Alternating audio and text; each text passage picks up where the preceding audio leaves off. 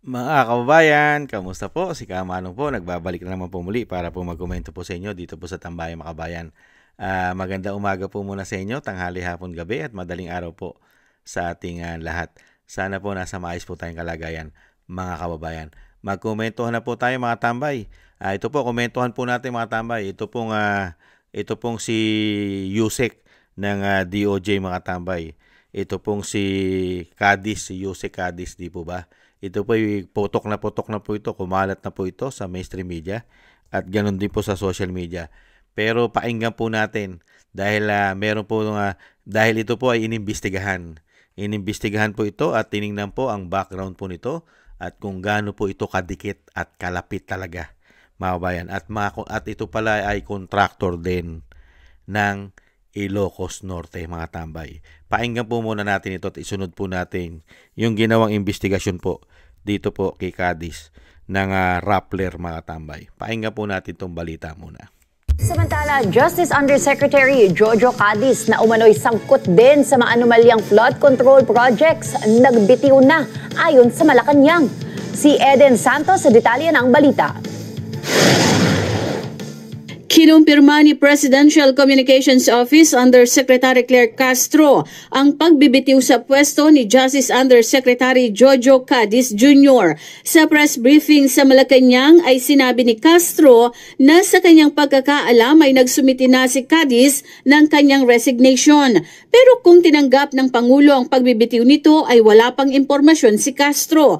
Bukod kay Pangulong Ferdinand Marcos Jr., dating House Speaker Martin Romualdez, Presidential son at House Majority Leader Sandro Marcos, dating Budget Secretary Amina Pangandaman, dating Executive Secretary Lucas Bersamin. Si Cadiz ay kasama rin sa mga pinangalanan ni dating Bicol Party List Representative Zaldico na sangkot din sa maanomaliang flood control funds ng gobyerno. May report din na anak niya ang incorporator ng isang construction company na nakakuha ng 251 million pesos na halaga ng mga flood control projects sa Ilocos Norte. Sa ating pagkakaalam, siya po ay nag-submit na ng kanyang resignation. Naniniwala naman si Castro na bilang paggalang sa Yan po mga tambay, nakita po natin yung pagbibitiw at malalaman po natin yung mga tambay sa mga darating pang mga araw kung talaga po yan ay mga tambay ay kanilang pinagbitiw.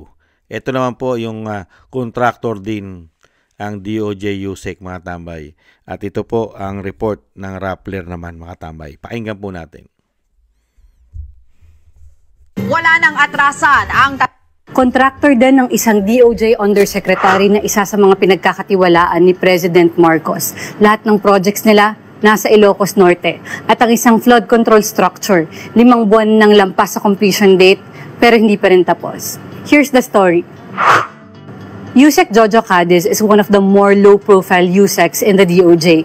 Inappoint siya ni BBM sa DOJ noong 2022. But they go way back. He was a constant figure in the Senate noong senador pa si BBM. He was also reportedly the pick to be ombudsman and then justice secretary, pero tinanggihan niya raw both positions. Umugong ang pangalan niya nung sinabi ni resigned Congressman Zaldico na kay Yusek Jojo Cadiz niya daw iniabot on 2 occasions ang 1 billion total alleged kickback for the president. The president has denied the allegations. Investigators are not treating Zaldico's videos with much weight because they were not made under oath. And Yusek Cadiz has remained quiet. So we looked into him and we found this company, JSJ Builders Incorporated. Itinayo siya noong November 2023. Mahigit 1 taon na nun sa DOJ si Yusek Cadiz. Ang nakapangalan ay ang anak ni Yusek Cadiz na 19 years old lang noon.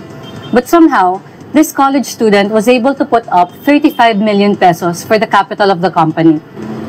Under the Constitution, undersecretaries are not allowed to have direct or indirect financial interest in a government contract. Sinubukan nating tanungin si Yusek Cadiz kung pasok ba siya sa definition ng indirect financial interest dahil sa anak niya, pero hindi siya sumagot. Ang una nilang project ay isang flood control structure sa Batac City, Ilocos Norte. By the way, Ilocano rin si Yusek Cadiz. He hails from Banay, Ilocos Norte, while the Marcoses are from Batac and Lawa. 23.6 million pesos ang kontratang ito na napanalunan ng kumpanya ng batang si Cadiz.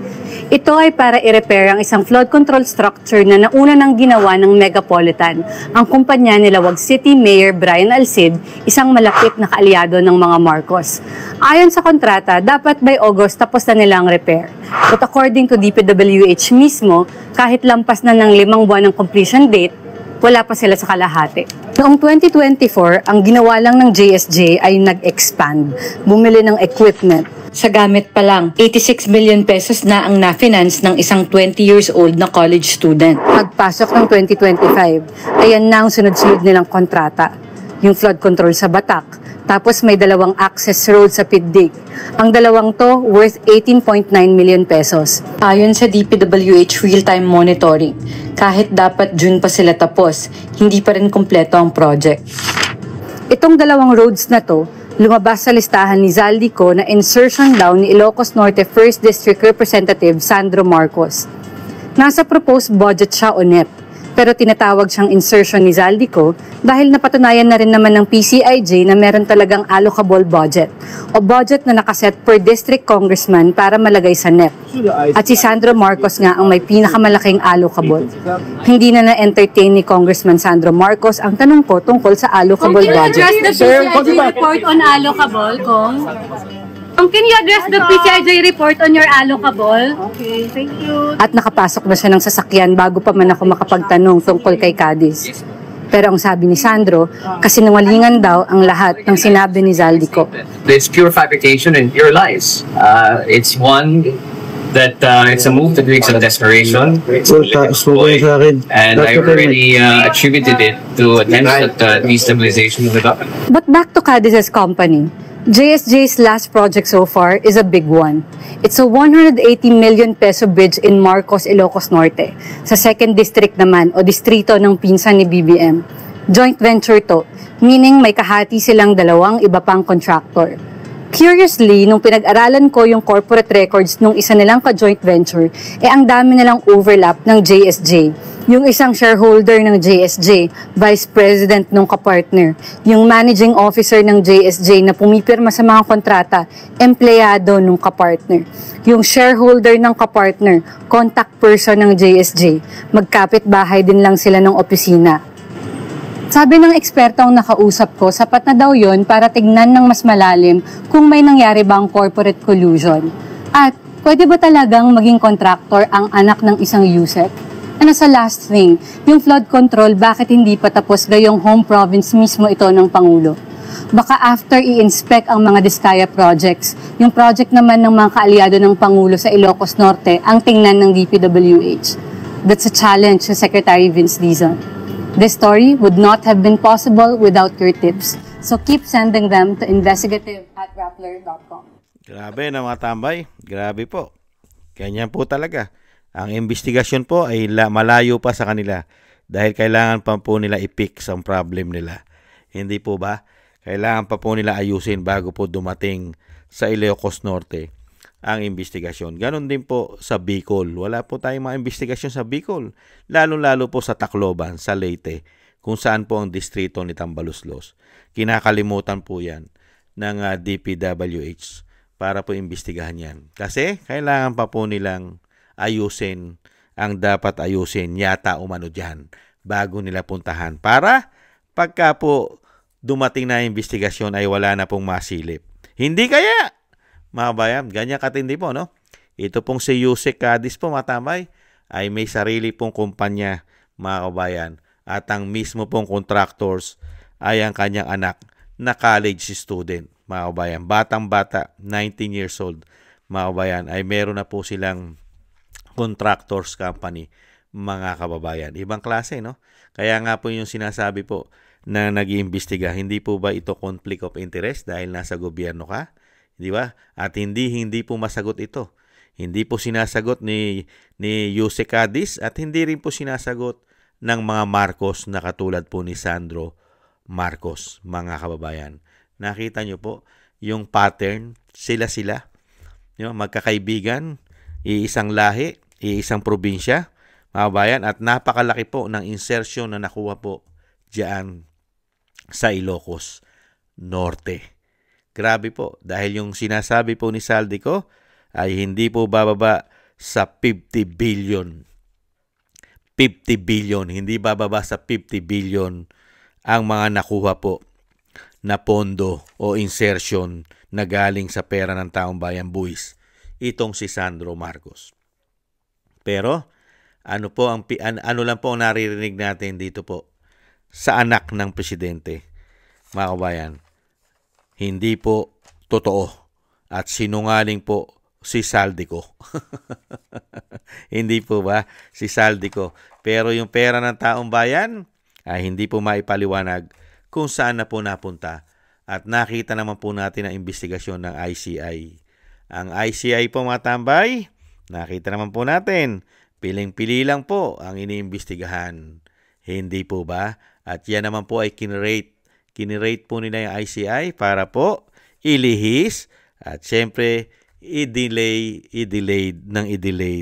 ang issue ng korupsyon sa kanila. At pagdating po ng mga araw o panahon ng kanilang mga sinasabing investigasyon, meron naman po silang kakasuhan dyan. Meron naman po. Nakita naman po natin, nagkakaso na po sila sa Diskaya. Hindi po ba?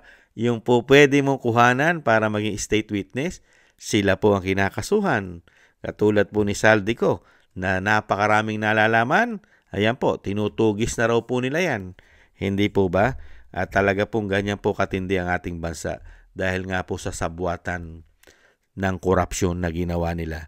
Yan naman po ay nag-uubra lang naman yan. At yan naman po ay nananatili dahil sila po ay nasa kapangyarihan. At kontrolado po nila. Kontrolado po nila pati po malalaking media umano. At marami pa sila sa social media na mga trolls na binabayaran umano. At nahandyan pa po ang grupo ng makakaliwa.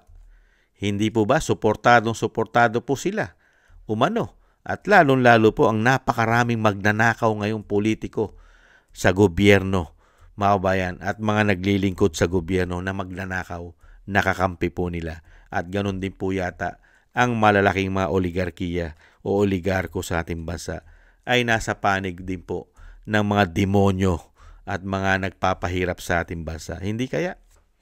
Kaya nakakalungkot man mga katambay na puro exposure, puro balita, puro imbestiga, puro ganyan lang po ang naririnig natin sa mainstream media, sa social media, pero wala pong ngipin ng batas sa ating bansa habang sila ang nakaupo. Habang sila ang nakaupo, kahit ano pong exposure at lumalabas na po ang mga baho nila, wala pong nangyayari mga kabayan, wala.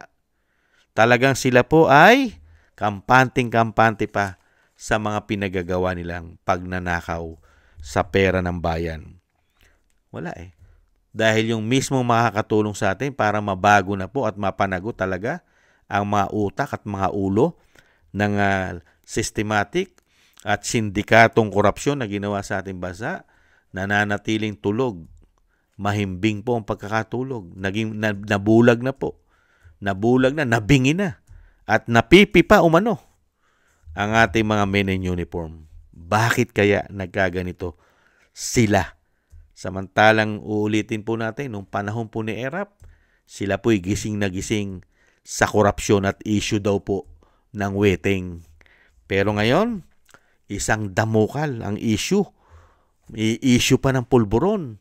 Ito pong First Family ay may issue po ito ng pulburon ayon sa kanyang kapatid na si Senadora Amy Marcos. Pero tulog po. Wala.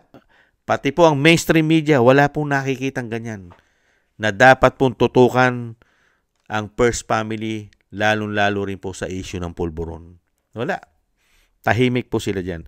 Lalong-lalo po sa issue ng korupsyon. Mga kababayan, kailangan po nilang dalin ang issue kay Saldico. At syempre po, ngayon po, alam naman po natin, nag-uumpisa na po. Dinadivert na po nilang pilit at talagang tinatakpan na po ang issue po ng mga korupsyon nila. Bakit po? Ayan po, inuumpisa na po nila. At ngayon po, si Senator Bato na po ang nasa mainstream media na pinag-uusapan at yung binubuhay na naman pong issue ng impeachment ng ating Vice President. Yan po ngayon ang talagang pinakakalat at talagang buhay na buhay po na pinag-uusapan. Pero po itong issue ng korupsyon, hanggang ngayon, ilang buwan na po nag-iimbestiga sila. Pati po ang ICI ay wala pa rin pong investigasyon dyan po sa Ilocos Norte. Dahil nga po, inaayos pa po nila yan. Inaayos pa nila. At dito po sa issue ni Yuse Cadiz, mga kabayan, nakita naman po natin, kahit po may conflict of interest, dahil siya po ay taong gobyerno at siya po ay USEC ng DOJ, pero sa kabila nun, yung anak niya na college student, 19 years old, pero nagkamal na po ng bilyon-bilyon at daan-daang milyon na proyekto sa gobyerno. Unbelievable. Ganong edad mo, hindi ka pa nakapagtatrabaho dahil nag-aaral ka pa, pero grabe na ang pera mo. Saan galing yon? Hindi kaya galing sa magulang mo yon? Tapos kumukolekta ka ng pera sa gobyerno, samantalang ang tatay mo ay nasa gobyerno at kadikit at kaibigan pa. Since na congressman at senador pa ang Pangulo. Unbelievable, hindi po ba? May conflict of interest kaya? Kaya yan maimbestigahan naman po yan, mga kabayan. Sa ngayon po hindi. Hindi po puputok yan. Puputok lang po lahat ang ginawa nila anomalya pagka ang ating Vice President Sara Duterte na po ang Pangulo ng Pilipinas. Lahat po yan. Kaya nga lang po, dadaan po sa butas ng karayom ang Vice President dahil po sa ganitong klaseng gobyerno. At sa tingin naman po natin ay hindi po sila bababa sa kapangyarihan dahil katapusan po nila yon. Pagka sila'y nawala ng kapangyarihan, katapusan na po nila lahat yon. Kaya pipilitin po nila, mga kabayan, na si BP Sara ay matanggal po nila sa kapangyarihan hanggat maaari. Kaya ingat-ingat po Vice President. At sana, mga kabayan, ay hindi po magtagumpay ang kasamaan sa ating bansa. Grabe na po ang paghahari ng mga demonyo at nagpakademonyo po sa pera at kapangyarihan. Sana po ay hindi po magtagal ng napakatagal ang ginagawa nilang parusa at pahirap at pagnanakaw sa ating bansa. Sana po. Sana. Maraming salamat po mga tambay sa gusto po natin tambayan mga kabayan sa YouTube at TikTok. At ganun din po sa mga subscribers po natin. Thank you po sa mga nagbibigay po ng tulong at biyaya. At sa mga nagko-comment, like, share, subscribe. Maraming salamat po sa inyo mga kababayan. At shoutout po sa inyo lahat. Ingat-ingat po kayo. At syempre po yung panalangin po natin sa ating pong buong sambahayanan, sa ating pong sarili. At syempre po sa pamilya Duterte na tayong lahat po ay maingatan sa kapahamakan. At madugtungan pa po ang buhay at kalakasan ng dating Pangulong Duterte, mga kababayan. At syempre po mga kababayan, ingat-ingat po tayo at syempre po, tiis-tiis po tayo. At meron naman pong plano ang Panginoon sa ating bansa. Magwawakas din po ang mga kawalangyaan ng mga taong yan. Muli po, paalam po, ingat po, bye-bye.